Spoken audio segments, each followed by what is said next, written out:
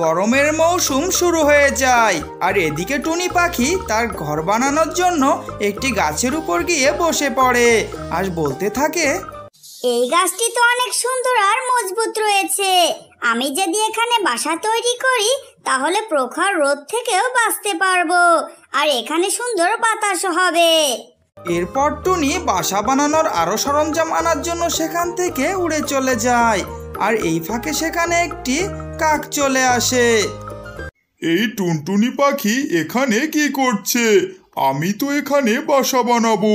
আমার এই বাসাটি এখানে বানালে অনেক সুন্দর হবে, আর ওর তো এখানে কোনো জায়গায় দেওয়া যাবে না, কারণ আমার গায়ে তো শক্তি বেশি। এরপর কালু উড়ে চলে যায় আর টুনি পাখিকে গিয়ে বলে, টুনি, তুই এখান থেকে চলে যা, আমি এখানে আমার বাসা বানাবো। কালু ভাই, আমি তো সকাল থেকে এখানে বাসা বানাচ্ছি আর দেখো আমার অর্ধেক বাসাও বানানো শেষ হয়ে গেছে। আমি তো কালই এসে এখানে এই গাছটি পছন্দ করে গিয়েছিলাম। তুই এখানে কোনো বাসা বানাতে পারবি না, তুই এখান থেকে চলে যা। আমি তো এই গাছ থেকে কোথাও যাব না, আর তুমি যদি কোনো কিছু না শোনো তাহলে চলো আমরা তোতা ভাইয়ের কাছে যাই। সে আমাদের যে কথাটির উত্তর দিবে আমরা সেই কথাটি মেনে নিব। তাহলে চলো চলো এক্ষুনি যাই, তোতার যে সমাধান দিবে সেটাই আমরা মেনে নিব। এরপর টুনি আর কাকলি উঠতে উঠতে তোতার কাছে চলে যায় আর টুনি তোতাকে বলে, তোতা ভাই, আমি আজ সকাল থেকে একটি গাছের উপরে বাসা তৈরি করছি। আমার সেখানে অর্ধেক বাসাও বানানো শেষ হয়ে গেছে। এখন কালু ভাই এসে বলছে ওই জায়গাটি তার নাকি আগে থেকে পছন্দ ছিল। সে আমাকে তো আমার বাসাটি ভেঙে নিয়ে চলে যেতে বলছে। বলো তো, একটি বাসা বানাতে কি কম কষ্ট হয় তোতা ভাই? টুনি যেহেতু সকাল ধরে তার বাসাটি বানিয়ে ফেলেছে আর অর্ধেক বাসাও তৈরি করে ফেলেছে, তাই আমার মতে ওখানে টুনি থাকবে। কালু, তুমি অন্য কোনো বাসা খুঁজে নাও। তোতা ভাই, আমার কথাটাও তো তুমি একটু শুনবে। আমি কাল এই গাছটি আগে পছন্দ করে গিয়েছিলাম, কিন্তু আমার কাছে কাঠ ছিল না, তাই আমি বাসাটি বানাতে পারিনি। আজ আমি এসে দেখি এই টুনটুনি পাখিটি ওখানে বাসা বাঁধছে, তাই আমি তাকে নিষেধ করেছি। আমি তোমাদের দুজনেরই কথা শুনলাম, কিন্তু টুনি যেহেতু তার বাসাটি অর্ধেক তৈরি করে ফেলেছে, তাই তুমি অন্য কোথাও গিয়ে বাসাটি বেঁধে নাও। আমি এই সমাধান মানতে পারছি না। তুমি তোতার দলে, তুমি ওকে হাত করেছো, আমি তোমার ফসলা শুনবো না। কালু ভাই, চলো আমরা এবার কবুতরের কাছে যাই। কবুতর আমাদের যেটা ফয়সালা দিবে ওটাই কিন্তু আমরা মেনে নিব। হ্যাঁ হ্যাঁ, চলো চলো, আমার এই তোতার কথাবার্তা মোটেও পছন্দ হয় না। আমরা এখন কবুতরের কাছে চলে যাই, চলো। এরপর টুনি আর কালু কবুতরের কাছে চলে যায় আর কবুতরকে বলতে থাকে, আমি তো তোমাকে সবকিছু খুলে বললাম, এখন তুমি আমাদের ডিসিশন দাও, কে ওখানে থাকবে। আমি তো বলবো তোমরা ওখানে কেউ না থাকো। আমি জানি ওখানে অনেক দিন ধরে ওই গাছেরই গোড়ায় একটি সাপ থাকে। সে অনেক হিংস্র, সে যাকে পায় তাকে কামড়ে গিলে খেয়ে নেয়। এগুলো শুনে টুনি খুবই ভয় পেয়ে যায় আর টুনি বলতে থাকে, সাপে আমার তো খুবই ভয় করে, ওই সাপে আমার গিলে খেয়ে নিবে। আমি তো কবুতর ভাইয়ের কথা শুনবো। সাপ আমার কি করবে? আমি কোনো সাপ ঠাপে ভয় পাই না। তোমরা আমার সাথে মিথ্যা কথা বলছো। আমি যেন ওই গাছে বাসা না বাঁধি, সেজন্য তোমরা আমাকে এই ফোন দিয়ে আটছো।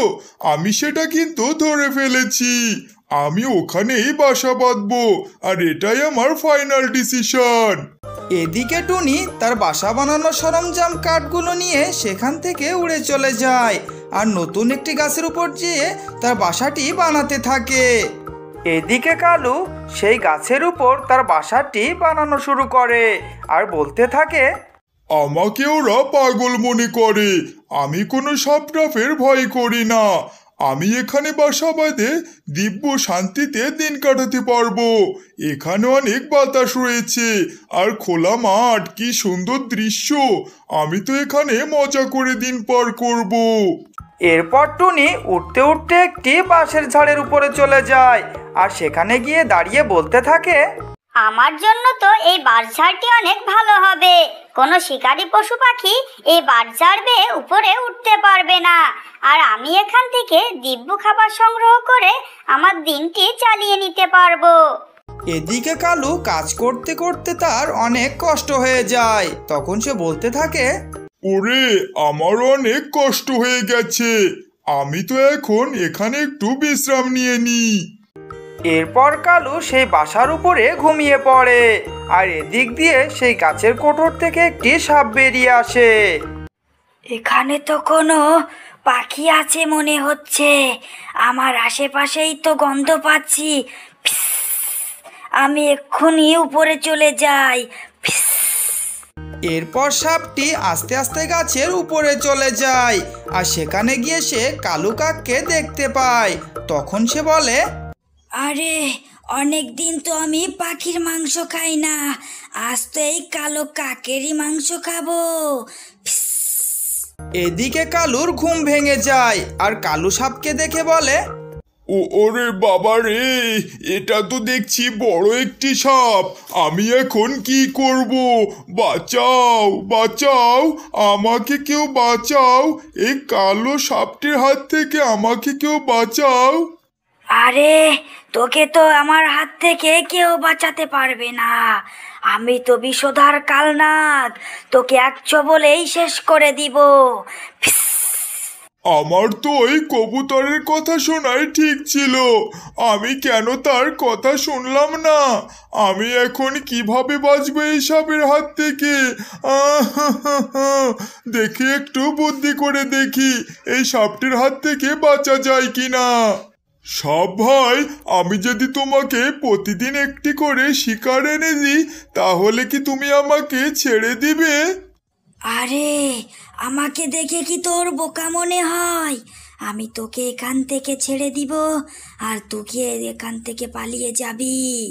আমি তো অত বোকা না রে, আমি তোর আগেও অনেক বড় বড় পাখি শিকার করে খেয়েছি। আমার সাথে পারা অত সোজা নয়, আমি তো বিষধর কালনাগ। আমি তো কোনো মতে এই কালনাকে বোঝাতেই পারছি না। আমার মনে হচ্ছে আজ সব কিছু শেষ হয়ে যাবে। বাঁচাও আমাকে, কেউ আছো? আমাকে বাঁচাও। এদিকে টুনি খাবার সংগ্রহ করতে বাইরে যাচ্ছিল। হঠাৎ করে সে কালুর গলার আওয়াজ শুনে দ্রুত দূর থেকে সবকিছু দেখে নেয় আর দ্রুত সে ঈগল ভাইয়ের কাছে চলে যায় আর গিয়ে বলতে থাকে, ঈগল ভাই, ঈগল ভাই, আমার বন্ধু কালু একটি বিপদে পড়েছে। একটি বিষধর সাপ কালু ভাইকে খেতে যাচ্ছে। তুমি আমার সাথে এক্ষুনি চলো, কালু ভাইকে বাঁচাতে হবে। এরপর ঈগল টুনির সাথে উঠতে থাকে আর কিছুক্ষণের ভিতরে তারা কালুর কাছে চলে আসে। এরপর ঈগল বলতে থাকে, আরে, তোর এত বড় সাহস, তুই আমাদের বনেরই পশু পাখিকে খেয়ে ফেলবি, আর সেটা আমি থাকতেই? আজ তোর রক্ষা নেই।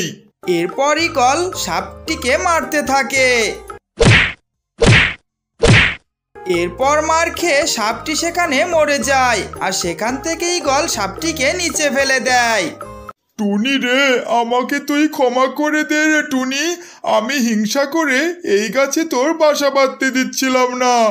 আজ আমার বিপদে তুই ছুটে এলি আর আমাকে এই বিপদ থেকে রক্ষা করলি। আমি তোর এই ঋণ কোনো দিন শোধ করতে পারবো না রে টুনি। কালু ভাই, আমি তোমাকে বিপদে সাহায্য করেছি, কারণ এটা ছিল আমার পরম দায়িত্ব।